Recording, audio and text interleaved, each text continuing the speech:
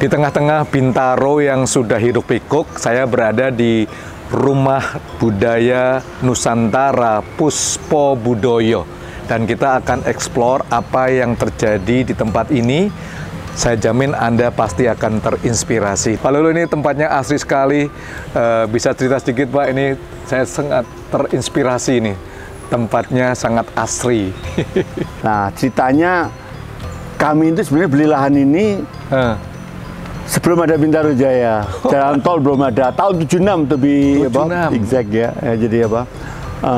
76 kami belinya juga nyicil, dipaksa oleh kakak saya nyicil ya, dikit-dikit, lama-lama luas ya. Itu pun mau mager juga nggak punya biaya, akhirnya disewakan untuk rental tanaman ya, dipakai mager bertahap, lama-lama muter. Nah, kebetulan ini satu pohon ya. Pohon ini pohon apa, Pak Lulu? Nggak tahu nama tepatnya, tapi karet setengah beringin ya. Karet setengah beringin, wow. Itu saya bawa setelah pernikahan saya tahun 79 di Malang. Saya bawa naik kereta api ya. Dua aja itu kita bawa. Satu saya tanam ini, pohon ini. Bisa dibayangkan dengan naik kereta api nggak mungkin segini, ini dibawa ya. Satu lagi di sini sebelumnya itu yang sebelah sana itu ada flamboyan dan sempat gede ya. Ini adalah seumur perkawinan saya dan alhamdulillah ya subur, dan ini ya menandakan kesejukan lah ya. Iya. Tumbuh subur sampai hari ini. Ini luasnya berapa, Pak? Gede, Pak? Jumlah ya kira-kira 5.000 meter kurang sedikit. 5.000 meter. Ya. Ini rumah Manado ya. Kami beli. Ini gimana? Dibangun sini atau? Kebetulan waktu itu kami dinas ke Manado tahun 2002 ya. Kami jalan keluar kota gitu di Tomohon. Ada yang jual rumah ya, mulai dari 1 kamar, 2 kamar, 3 kamar, beli satu ini sini, kita pasang di sini. Jadi dalam bentuk kontainer ya, di kotak kontainer, kayu-kayunya udah di-set dari sana. Kami membuat fondasinya dan atapnya di sini, tapi kerangka dan struktur sudah di-set dari sana. Bawa dari Manado. Dari Manado dikirim, mereka yang ngirim sampai ke sini, terus dikirim tukang yang ngesetnya. Nah, ini kami sebut namanya Rumah Minahasa ya. Nah, ini kami pakai. Akhirnya kami pakai yang di atas, dipakai untuk homestay ya. Kalau ada pengen nginep di sini ya. Ini ada. Ini lukisan-lukisan. Lukisan-lukisan itu kami tahun 2015 kebetulan menjadi itu ketempatan acara pelukis namanya Medo ya. Medo dari ketuanya itu dari Lebanon ya, tapi anggotanya ada dari Belanda, Australia. Ada 14 negara ya. Mereka pameran eksibisi di sini dan mereka melukis ya. Ini di sini ini adalah instrumen-instrumen musik yang di seberang ini, karena ruangnya di sini sumpek ya. Di sebelah itu ada kulintang ya. Musik khas Manado kami Kami punya 1 set, 2 set malahnya. Dulu yang kalau kami muibah ke luar negeri kami bawa tuh ya. Nah, kalau mau bawa pulang karena perwakilan kan kolaborasi ya, gabungan sama gamelan, kulintang, angklung ya. Nah, yang paling besar itu kalau mau pulang biaya bawa pulangnya lebih mahal, makanya kami tinggalkan kalau nggak di KBRI di kelompok budaya yang ada di negara itu. Ini kebetulan dulu mantan pacar saya. Wah, ini Ibu ya? Ya, dulu hobinya nari ya, jadi. Ya. Jadi Ibu menguasai nari apa aja, Pak? Ya, tari Sunda, tari Jawa, terutama koleksinya itu kreasinya Bagong Kussudiardja ya. Jadi makanya ya itu tadi ceritanya begitu kami ada kesempatan ke India ya, ke India. Di sana kesempatan mampir ke Taj Mahal ya. Ya itu ceritanya, katanya Taj Mahal itu kan hadiah dari Shah Jahan ya, sang suami kepada istri tercinta yaitu Mumtaz Mahal, makanya dinamai Taj Mahal. Pulang dari sana, kemudian dia juga ikut ya. Wah, ini saya ngasih apa nih ke istri saya nih? Ibu minta atau Bapak punya ide sendiri? Punya ide. Ya. Dia nggak pernah minta. Saya terinspirasi itu. Kalau bikin Taj Mahal nggak mungkin lah, akhirnya bikin Taj Murah di sini. Loh, guyonannya selalu itu, dan memang saya sampaikan seperti itu, dan ternyata ya ide itu itu saya koreksi, bukan Taj Murah lah. Iya. Taj Budoyo. Taj budaya. Mantap ya, Taj budaya. Mantap. Ya. Nah, ini ada foto-foto ya, kita mengikuti berbagai lomba-lomba, piala. ada foto-foto ini adalah pagelaran kami ya. Pagelaran kami yang ketoprak yang campur tokoh, wayang orang campur tokoh, yang mulai dari gubernur, menteri, ketua Mahkamah Konstitusi, dubes, rektor, direksi, dirut BUMN, semua banyak mainnya. Bisa lihat nih rekor dunia juga ya, Alulu ya. Dulu pernah museum dikasih oleh Pak Jaya Suprana, museum rekor ya, karena pernah mengumpulkan pada waktu itu tahun 2008 diselenggarakan di Senayan City ya. Pada waktu itu sudah 500 tokoh yang ikut main ya. Wow. Hanya di apa? Ayo teman-teman ya, jangan lupa ya, satu cerita untuk Indonesia, dukung Rumah Nusantara Puspo Budoyo. Nah, ini pagelaran-pagelaran, piala-piala pagelaran kami. Nah, kok kayak monumen-monumen ya. Nah, kita melihat kami sebut nama kerennya Majapahit Corner ya. Oke. Nama kerennya, tapi sebetulnya ini adalah guyonannya Majapahit-Majapahitan lah ya. Kami yang bisanya hanya ini, memberikan inspirasi supaya sebetulnya ya untuk memudahkan menjelaskan aja ini apa kita bikin ya, kita desain sendiri dengan melihat apa contoh yang. Jadi kalau ada senjata larinya di sini atau di dalam? Nanti di dalam itu, di dalam ini belakangan. Karena kalau untuk yang tidak terlalu besar gitu kita lakukan di pelataran. Pelatarannya. Kami sebut sebagai, karena namanya Mojopahit Corner, kami sebut pelataran Mojopahit. Jadi kami lakukan live streaming ya, langsung bisa disaksikan. Dan Pak Jimmy ya, dari channel YouTube kami RPN Puspo Budoyo, kami lihat penonton kami itu ternyata mendunia betul ya. Amerika, Kanada, Amerika Latin, ada juga Jepang, Eropa, itu banyak sekali ya. Kan kelihatan di apa di YouTube itu ya. Iya, iya. Jadi ternyata ya saya nggak tahu siapa yang nonton, tapi itu membanggakan juga gitu loh ya. Bahwa ternyata teman-teman di dunia orang-orang sana asing itu sangat simpatik, bahkan sangat senang dengan mungkin ya, budaya mungkin ya Indonesia. Dulu pada waktu mereka di sini ya, melihat itu terkesan itu, mereka terpingin. Nah ini satu lagi ini Hayam Wuruk ya. Kenapa? Karena di bawah Hayam Wuruk ada kejayaan Mojopahit ya pada abad ke-14 tadi ya. Nah mudah-mudahan ini bukan patung untuk sama sekali, ini cuman karena untuk tokoh-tokoh yang tidak ada kaitannya dengan pemujaan, nggak ada sama sekali ya. Untuk mengenang orang-orang yang mungkin berjasa pada Mojopahit ya. Nah, ini ke dalam kita akan membuka ya, masuk ke kita sebut ada amphitheater ya.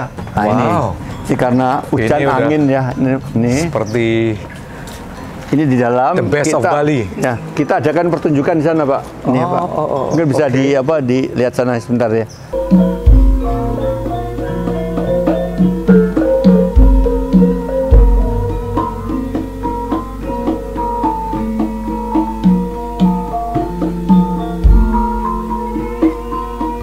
Untuk ya istilahnya sekarang Instagramable lah ya, foto untuk selfie segala macam ya.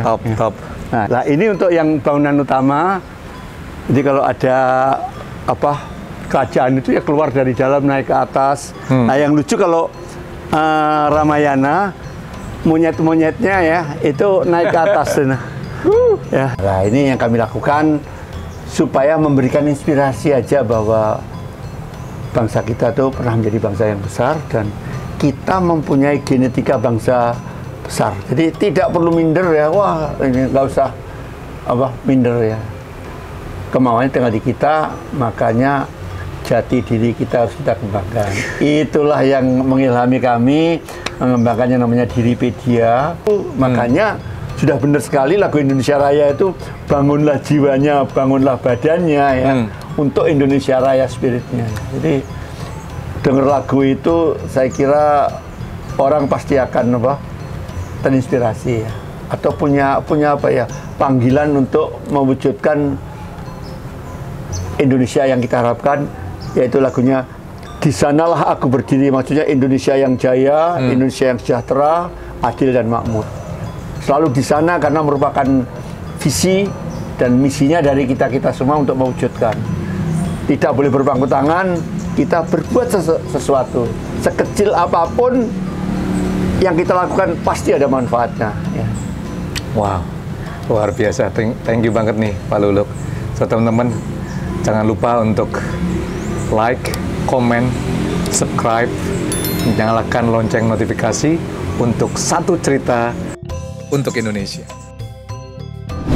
Wow, tadi top banget sih Pak Luluk ya.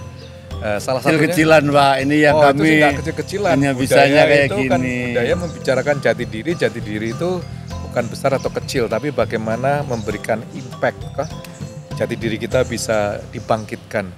Tapi tadi kok kelihatannya Majapahit Corner, maksudnya apa itu? Ceritanya gini, saya kan kebetulan ya, ini kebetulan sekali, saya cerita dikit aja ini untuk memberikan motivasi ya, atau mungkin juga kreativitas pada siapa saja gitu ya. Pas kami kebetulan dinas dulu kan pernah di kantoran kami ya, kami dinas ke Surabaya, ada kesempatan mampir ke Mojopahit, ke Trowulan ya. Kami melihat peninggalan di Mojopahit itu ternyata bangunannya hebat-hebat, tapi masih apa ya, ada yang rusak, ada yang sudah direkonstruksi ya, tapi terpencar-pencar, tidak tertemakan. Mereka pada waktu tahun itu Dijen Kebudayaan membuat inventarisasi peninggalan Mojopahit itu tahun 86 ya, 1986 diterbitkan, tapi sifatnya itu adalah bangunan-bangunan ya, candi segala macam ya. Nah, tahu kami bikin peduli Mojopahit ya, ini ya, kami diundang nih surprisingly gitu ya ke Jepang ya, peresmian namanya ya, agak malu sebetulnya ya, malu tapi baik ya. Peresmian namanya Japan ya, Majapahit Association. Jadi Japan Majapahit Association. Mantan-mantan orang-orang terkenal di sana mendirikan Japan Majapahit Association karena apa ya? Mereka tertarik ke Mojopahit orang Jepang ya. Daripada ribet-ribet sana repot ya. Ya udah kami bikin, dan kami punya lahan kecil-kecilan ya, bikin Majapahit Corner di sini. Di sini kami tuangkan ya keinginan kami. Gapura Mojopahit itu kayak apa ya? Pokoknya bikin, kita tulis Majapahit. Dan ini mungkin nggak percaya Pak Jimmy ya, yang ngerjakan strukturnya memang dikerjakan oleh tukang struktur, tapi yang ngerjakan finishing itu saya sama satu juru seni sama dari Taman Mini namanya Pak Mas Pur ya. Kerjain satu demi satu ini. Berapa lama Mas Ulu? Aku lupa ya, tapi ya bertahap lah. Ya, jadi berdua aja. Jadi berdua ya. Finishing touch-nya ya. Jadi sampai jadi ini. Mas Ulu, kalau kita bicara Puspo Budoyo ini ya, apa sih mimpi 5 tahun atau 10 tahun dari sekarang ini? Terus terang kami gini ya, ini keinginan kami sebetulnya sudah sejak lama ya. Keinginannya kalau ini menjadi namanya zona inti begitu ya, biar sekitarnya berkembang ya. Ide kami dulu ya, dan kebetulan sudah ditetapkan sebagai destinasi wisata budaya, jadi sebetulnya bisa berkembang, misalnya industri souvenir, rumah makan segala macam. Malah kami udah usulkan sebutannya sebagai Kampung Budaya Ciputat KBC gitu ya. Ya, bagus sekali. Pernah kita pameran, banyak sekali pelukis di sini.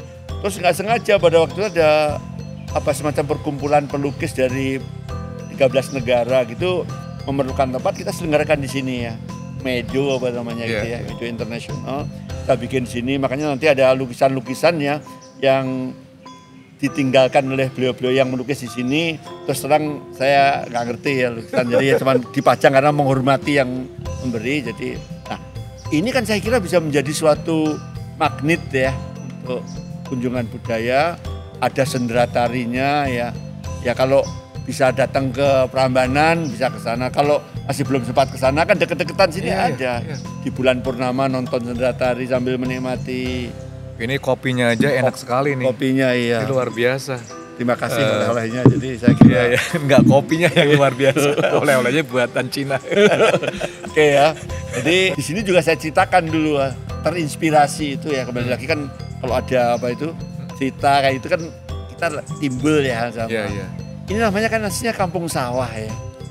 Nama aslinya Kampung Sawah. Sekarang kok kayak gini, nah makanya quote-unquote itu keinginan kami menjadikan Kampung Sawah menjadi kampung budaya. Makanya waktu kami buat pertunjukan lenong di amphitheater kami, Yaitu kami buat cerita yang mirip itu di Kutuk, meninggalkan daerah ini yang semula makmur jadi sawah sampai 7 turunan. Loh sekarang kok jadi gini?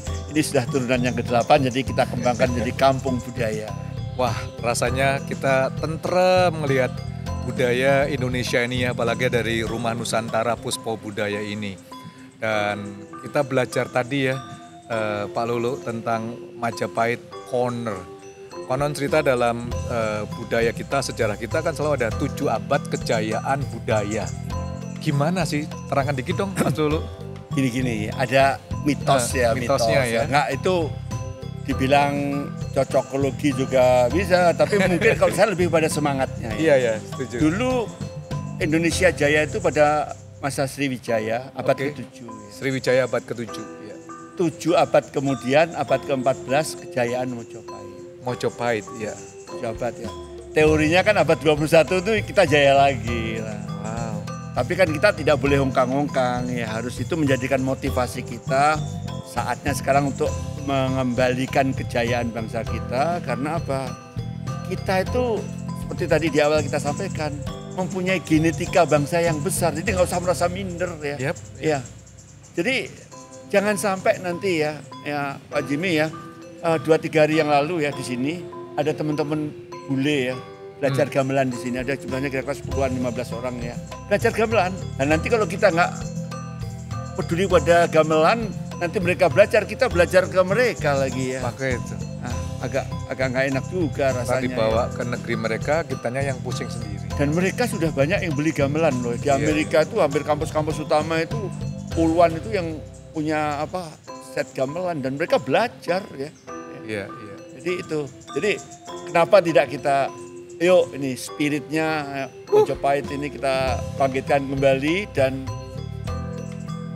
konon tanda petik ya, kekayaan budaya itu bisa menjadi modal perekonomian bangsa. Kekayaan budaya, iya, modal perekonomian bangsa. Satu cerita untuk Indonesia. Ayo teman-teman bisa kontak langsung kepada Pak Lulu dan juga Rumah Nusantara Puspo Budaya, belajar ke sini, bisa wedding di sini, bisa tadi lenggang-lenggong, sekaligus dapat jodoh maybe. Insya Allah ya kan. Dan Pak Lulu terima kasih sekali nih. Saya kira banyak sekali yang kita bisa explore. Mudah-mudahan next time kita bisa mampir lagi dalam satu cerita untuk Indonesia dalam bentuk yang lain. Dari tempat ini, siapa tahu ya, sebelah-sebelahnya udah menjadi satu perkampungan budaya. Dari kampung sawah menjadi kampung budaya Nusantara. So enjoy setiap Anda semuanya. Dan sekali lagi thank you, terima kasih sekali untuk Pak Lulu bersama Ibu, bersama seluruh tim atas waktunya, kelilingnya tadi, kopinya, dan sukses selalu. Terima kasih Pak Jimmy. Puspo Budaya ini untuk membangun Indonesia bersama-sama lebih maju, lebih makmur sekali. Terima kasih Anda telah menonton video ini. So jangan lupa untuk like, comment, share, subscribe, dan juga nyalakan lonceng notifikasi untuk setiap Anda mendapatkan cerita-cerita di Indonesia ini. Sampai jumpa. Satu cerita untuk Indonesia.